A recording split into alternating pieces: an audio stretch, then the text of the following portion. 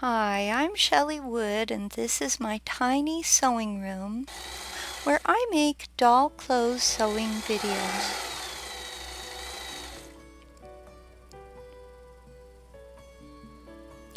Today, I'm going to show you how to make a simple felt dinner jacket, which I've designed to fit Mattel's Ken and similar sized dolls and action figures.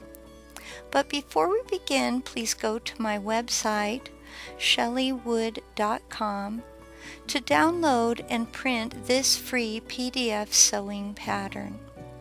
There's a helpful link in the description below this video on YouTube. Use the pattern to cut out all the pieces shown here.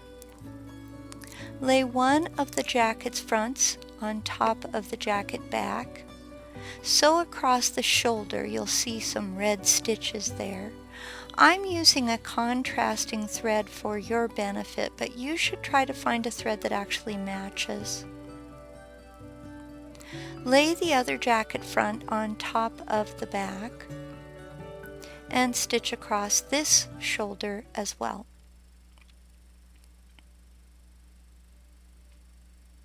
Open the jacket up like this and press those shoulder seams so that they're flat.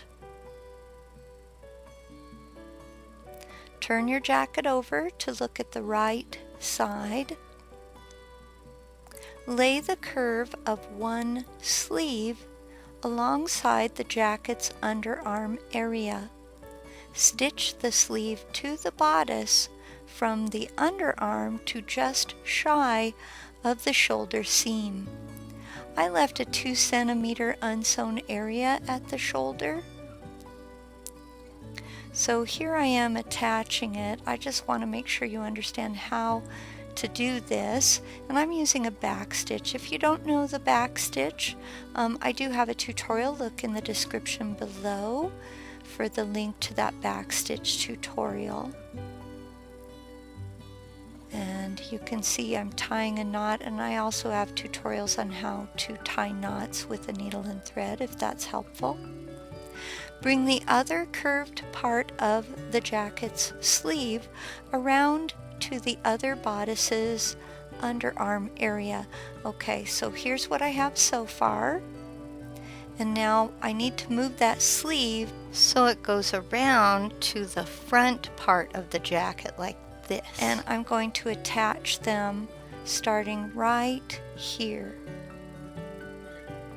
Once again, sew from the underarm area to just shy of the shoulder seam. So here again I'm using a back stitch with needle and thread. I suppose you could use a sewing machine. I just find it easier with tiny doll clothes to sew by hand. But I know other people have been successful with sewing machine for this type of project.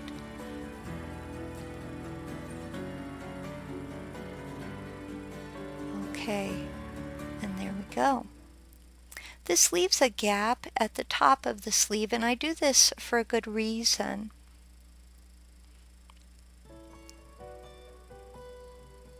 The next part offers the opportunity to gather the top of the sleeve if you need to. As needed, gather the top of the sleeve, keeping it separate from the bodice part of the jacket. However, if the sleeve fits against the shoulder nicely, just do a back stitch to attach it to the shoulder.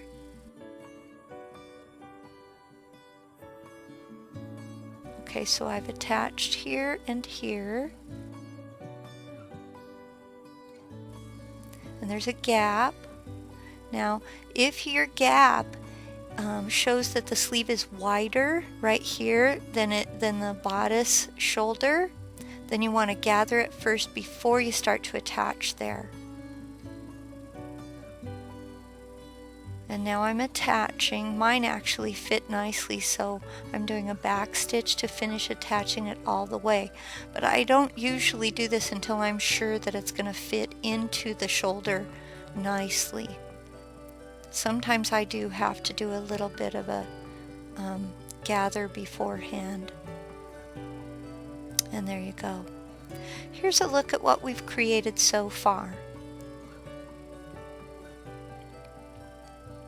So I'm looking here at the shoulder. My left hand is on the bottom of the sleeve, and you can see that I've got a nice seam there across the shoulder, and front and back fit nicely. Attach the second sleeve in exactly the same way. Now the jacket looks like this from the right side, and it looks like this from what we call the wrong side. Lay your jacket down with the right side up and fold one of the lapels back like you see me doing in this next video clip.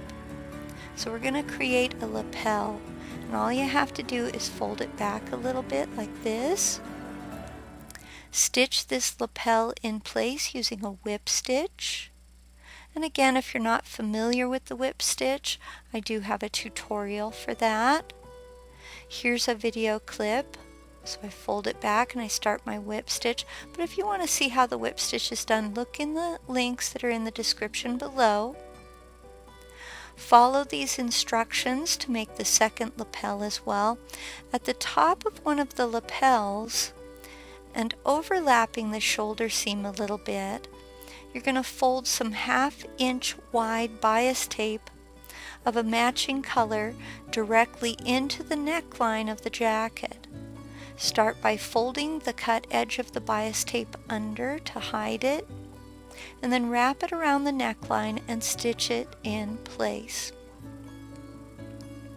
Okay, so here's my cut edge. I just give that a little fold to tuck it under so it's hidden.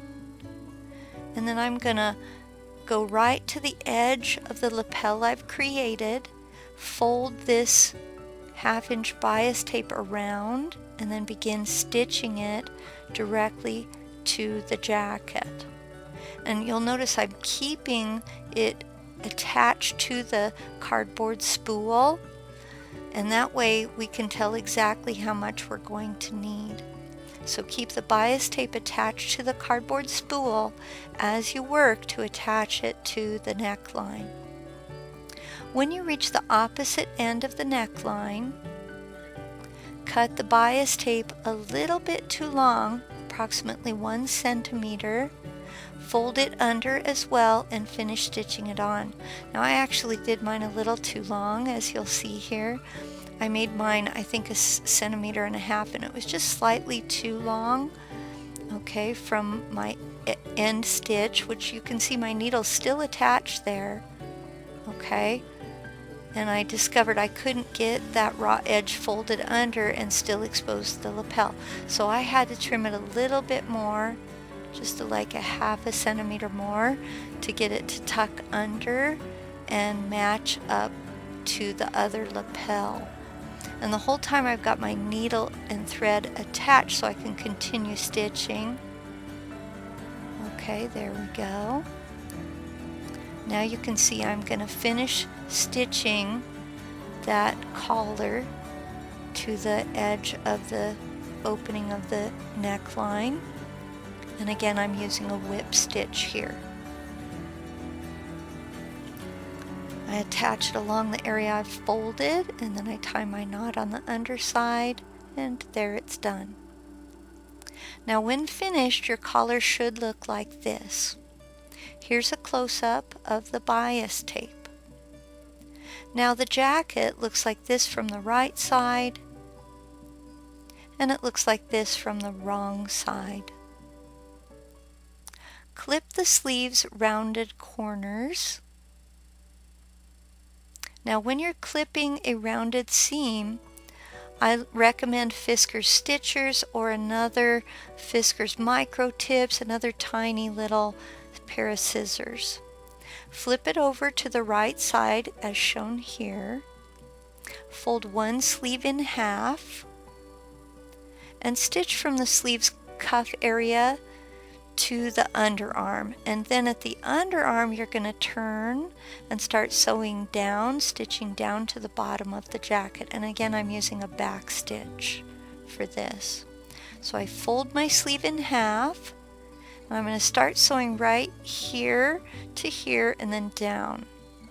Now fold the other sleeve in half the same way.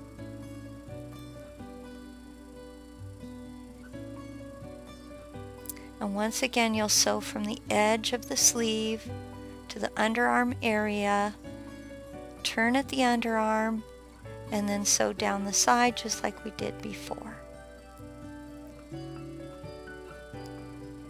So I fold this one in half, and again, I want to stitch in that bottom of the sleeve to underarm. Now it's really starting to look like a jacket. Clip the seams at both underarms. With your underarm seam, I like to clip first one side and then the other. There we go. Turn your jacket right side out. Now sometimes I use a chopstick to help when I'm turning things right side out. And you'll see me doing that with the second sleeve. It was a little stiffer, so I gave it a little poke with the blunt end. Add a couple of size 3/0 snaps to the front, and you're ready to try this jacket on a doll. I think Ken looks so charming in this little blue outfit.